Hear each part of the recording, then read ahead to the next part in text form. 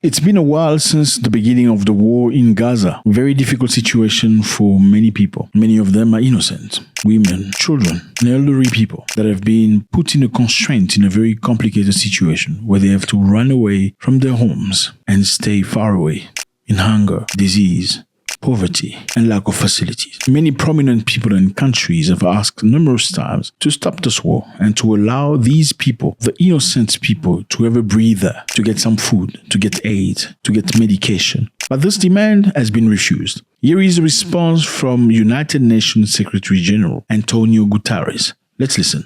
Dear members of the media, over the last 6 months, the Israeli military campaign has brought relentless death and destruction to Palestinians in Gaza, with more than 32,000 people reportedly killed and more than 75,000 injured, the vast majority women and children. This man, as you can see, you look at his face, he's had enough.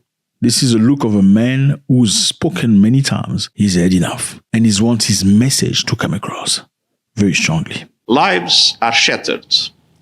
Respect for international humanitarian law is in tatters. During my visit to the Rafah crossing 10 days ago, I met veteran humanitarians who told me categorically that the crisis and suffering in Gaza is unlike any they have ever seen. Meanwhile, as I saw on my way to the Rafah crossing, long lines of trucks loaded with humanitarian aid continue to face obstacle after obstacle. When the gates to aid are closed, the doors to starvation are open. Okay, the gates to aid are closed, the door to starvation are open. It's very simple, very clear. These people have been through the most: bombing, explosions, attacks, and many other darkness, and many other obscure things you can possibly imagine. If you ever experienced war in the past, you kind of understand what this is, because war is not a nice thing. Absolutely not a nice thing. And these people are in a position right now where they have no food, no medicine, no aid, nothing. Just imagine. More than half the population, over 1 million people, are facing catastrophic hunger. Children in Gaza today are dying for lack of food and water. This is incomprehensible and entirely avoidable. Nothing can justify the collective punishment of the Palestinian people. Nothing can justify the collective punishment of the Palestinian people. So what does he mean? He means by attacking Gaza under the pretext of fighting Hamas, many innocent people are unfortunately dying from this procedure. And the world cannot continue to stay blinded by the situation. I'm also deeply troubled by reports that the Israeli military's bombing campaign includes artificial intelligence. Artificial intelligence in bombing. As a tool in the identification of targets, particularly in densely populated residential areas, resulting in a high level of civilian casualties. Wow, so the artificial intelligence is looking for enemies. Enemy. Oh, enemy. And yeah, I know. No part of life and death decisions which impact entire families should be delegated to the cold calculation of algorithms. Can you believe that? So you're leaving the faith of human beings, decision made by algorithm. So a computerized system decides whether somebody is going to live or will not. Welcome to the new world. I've warned for many years of the dangers of weaponization, artificial intelligence, and reducing the essential role of human agency. AI should be used as a force for good to benefit the world, not to contribute to waging war on an industrial level, blurring accountability. In its speed, scale, and inhumane ferocity, the war in Gaza is the deadliest of conflicts for civilians, for aid workers, for journalists, for health workers, and for our own colleagues. So he's saying everybody's falling, okay? Health workers, journalists, aid workers, all these people, everybody, nobody's spare. Hamas, non-Hamas, civilian, non-civilian, everybody's going through this. Why? Because one of the reasons why they're using AI. Okay, this is a brand new situation. AI was constructed initially to help people have a better world, better situation, to help impaired people to have a normal life. But now AI is being used for the real purpose for which it was created. They just blinded you you by never telling you the truth. They don't tell you the truth in the beginning. The truth only comes as time goes. Some 196 humanitarian aid workers, including more than 175 members of our own UN staff, have been killed. Wow. The vast majority were serving UNRWA, the backbone of all relief efforts in Gaza. Others include colleagues from the World Health Organization and the World Food Programme, as well as humanitarians from Doctors Without Borders, the Red Crescent, and just a few days ago, World Central Kitchen.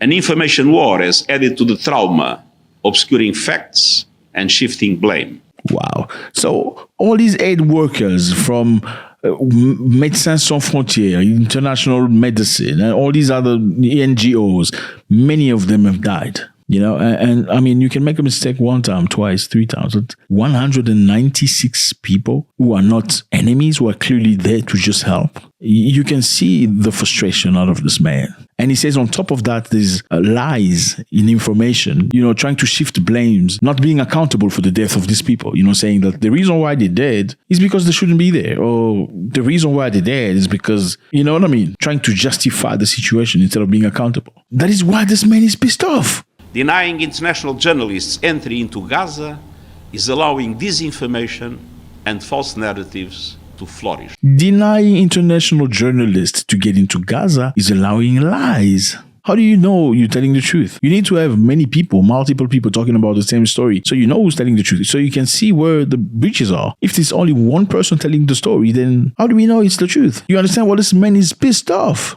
We honor all humanitarian workers who have been killed in this conflict and pledge to remember their commitment and sacrifice. Following this week's appalling killing of 7 humanitarian workers from World Central Kitchen, the Israeli government has acknowledged mistakes and announced some disciplinary measures. But the essential problem is not who made the mistakes.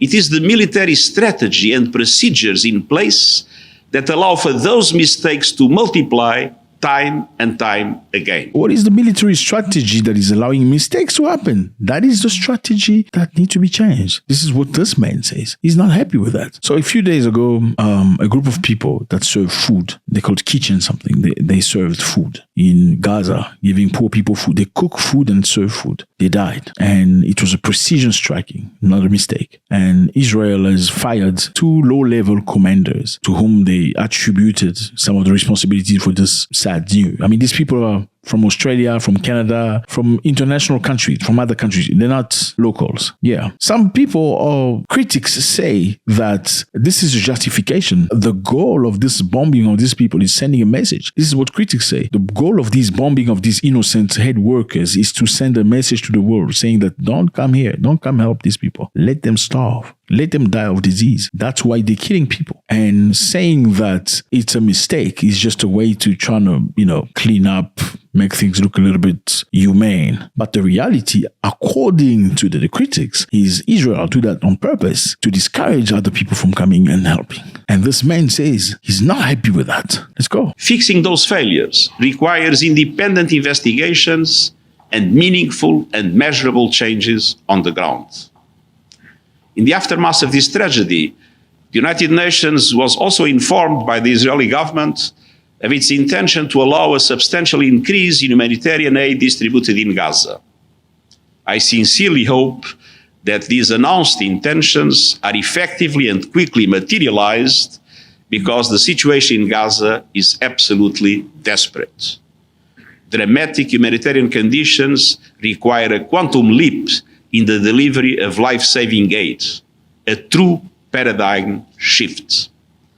I repeat my urgent appeals for an immediate humanitarian ceasefire, the unconditional release of all hostages, the protection of civilians, and the unimpeded delivery of humanitarian aid. He wants ceasefire in Gaza. Stop fighting, stop bombing, stop destroying, stop killing. He wants the release of all hostages, meaning hostages detained by Hamas, and probably hostages or some people detained by Israel, and allowing a corridor that will allow help to come into these people, help to reach all these nations, all these youngsters, women, elderly people, and innocent men who have done absolutely nothing to deserve this. Last week, the Security Council called for just that. And in December, the Council demanded accelerating the delivery of life-saving aid under a UN mechanism. So this has been asked numerous times. Allow people to go inside and help these human beings who are suffering for nothing. Not everybody's Hamas. Not everybody want to hold a gun and kill somebody. Some of them are just kids. And this is repetitive. All these demands must be implemented. Failure would be unforgivable. 6 months on, we are at the brink of mass starvation, of regional conflagration, of a total loss of faith in global standards and norms. It's been 6 months. Absolutely insane. It is time to step back from the brink, to silence the guns, to ease the horrible suffering, and to stop a potential famine before it is too late. Thank you. Thank you. ED letter. Thank you, Mr. Secretary General.